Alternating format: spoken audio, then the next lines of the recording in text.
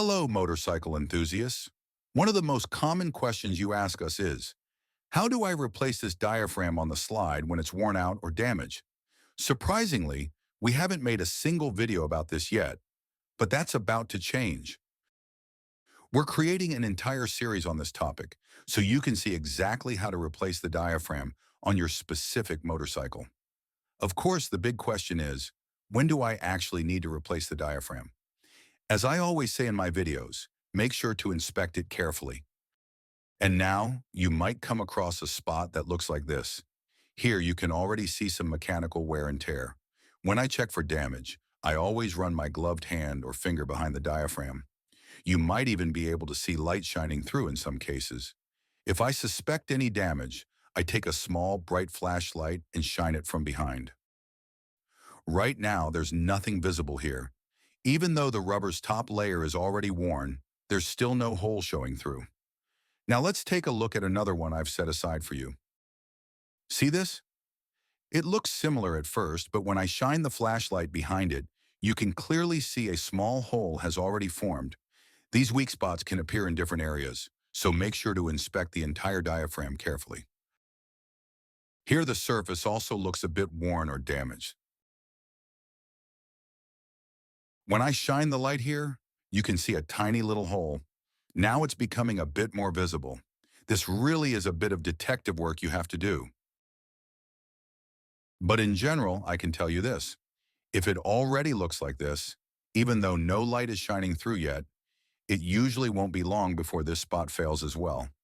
So if you've already taken the time to remove the carburetor, cleaned it thoroughly, and installed a repair kit, it's a good idea to check the Wumby shop to see if a replacement diaphragm is available for your motorcycle.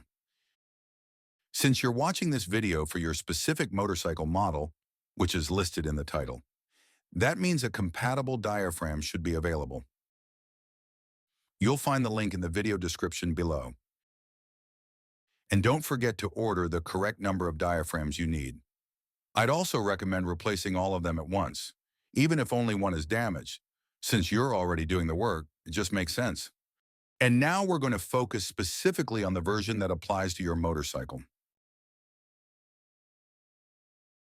Look, this is what's included in the package. This is exactly how you'll receive it. If there's a zip tie included, that's a clear sign that the top plastic ring needs to be reused. There's also a small instruction sheet in the package, but you can simply follow along with this video. So if you see a zip tie, remember, you'll need to reuse the plastic ring. You've got the super glue in the diaphragms in the correct quantity, just as you ordered them. Please be aware that during transport, the diaphragm might flip inside out.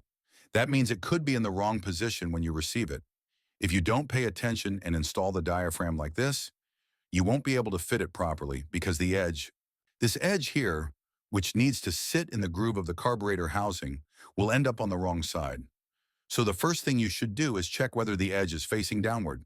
That's the very first step you should take with every diaphragm before installation. Now, I show you what else you'll need. You'll need a small piece of wood and a piece of sandpaper. A sturdy utility knife, it needs to be strong. We'll link one for you in the video description. You'll also need a small screwdriver, a marker, and silicone spray, which we've also linked below. We start by marking the position of this tab on the diaphragm in relation to the slide. During assembly, we need to know the exact position, so make sure to work precisely.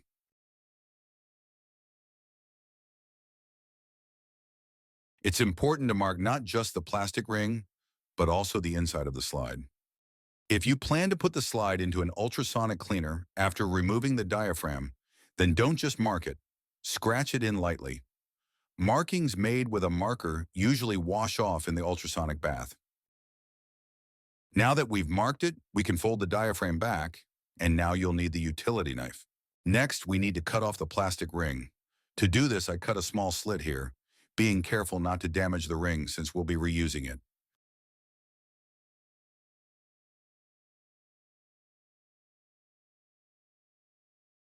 This part is quite difficult.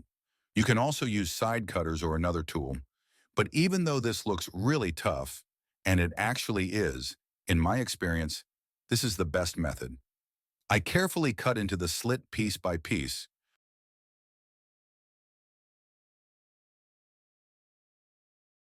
trying not to damage the plastic ring underneath too much. Now, I'd say it's almost there. A small screwdriver can help at this point. Let's check if it's already loose enough. I think there's still a tiny bit left to cut, so I'll turn it around and make another small cut. Now carefully lift the plastic ring off, sliding it over this edge.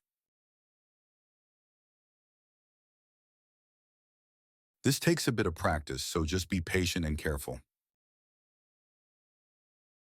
It's also harder to demonstrate on video because I want to make sure you see every step clearly. When I do this alone, it's actually easier, but in the video it might not look as smooth.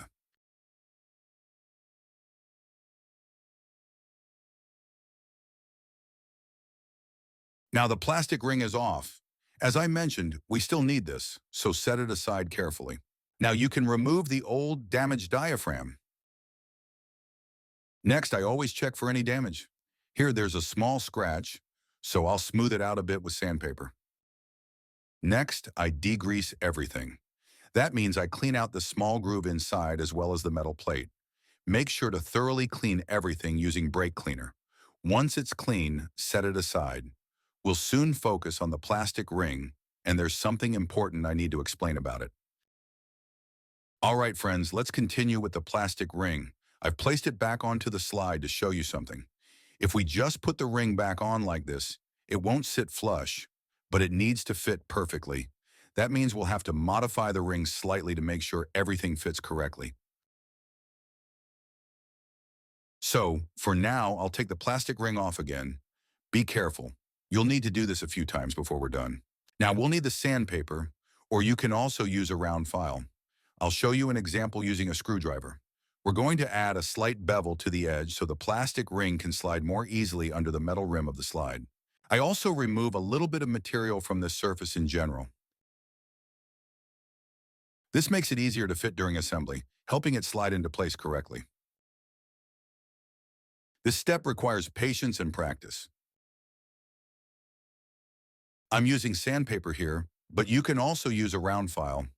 Now, start sanding all the way around, working gradually and checking regularly to see how the ring fits.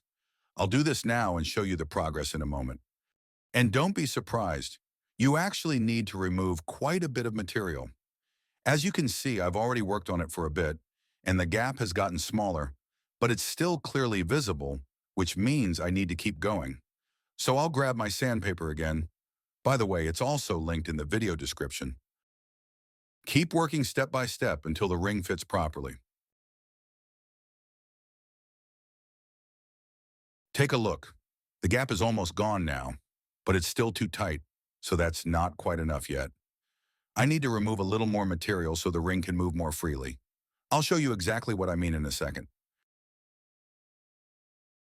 I've sanded it down even more, so now let's test the fit again. And this is exactly the result we want. The ring should move easily, and hopefully you can see this. It should also have a slight bit of side-to-side movement. It should be just a little loose. Why does it need to be this loose? Let me show you. I'll carefully remove the ring again. Make sure you do the same. Now take your old diaphragm, the one you just removed, to practice with. It has this small edge around it, and this edge needs to sit inside this groove.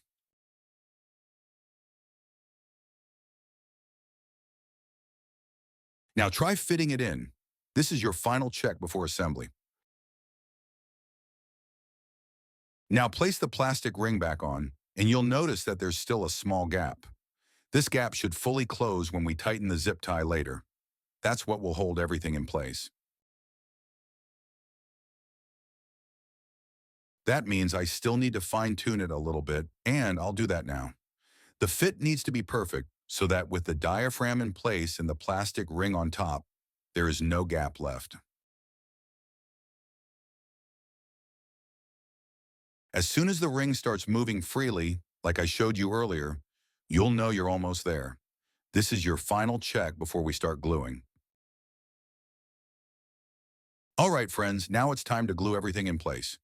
As I mentioned earlier, I've degreased everything, especially the groove inside the slide, using brake cleaner. Everything is now clean and ready, including the plastic ring, both the top and bottom surfaces.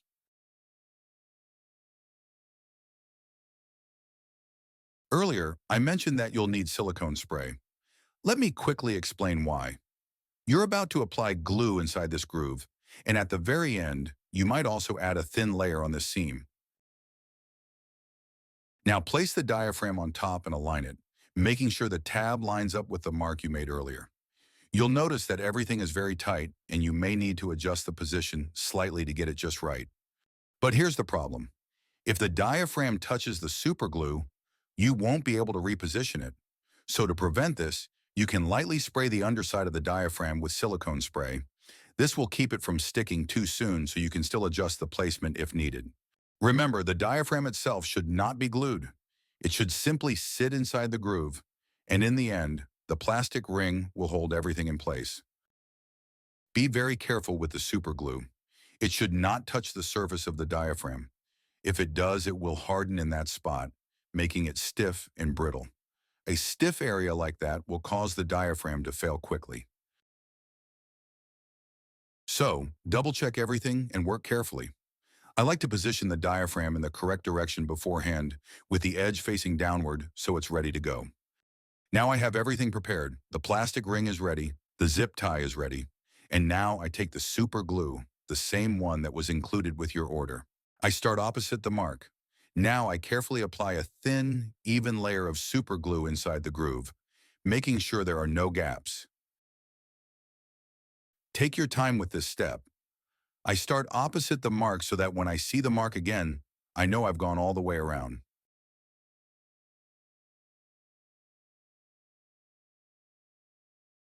Once done, close the glue bottle to prevent it from drying out. And remember, the tab on the diaphragm must align with the mark. So, make sure everything is positioned correctly and try not to touch the glue. A small adjustment. Okay, now it's perfectly aligned. Now fold the diaphragm down into place, and it's time to put the plastic ring on. Since you practiced this step with the old diaphragm, this part should now be easy. The key is to fit the ring without shifting the diaphragm.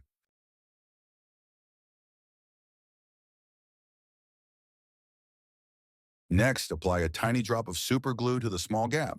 That's enough. You don't need more. Now take the zip tie and secure everything. Be careful not to pinch the diaphragm while tightening it. And this is the final result we're aiming for. If needed, you can tighten the zip tie a little more, using pliers to ensure the gap fully closes. Now the glue needs to cure for 8 hours, so leave it alone and don't install it yet.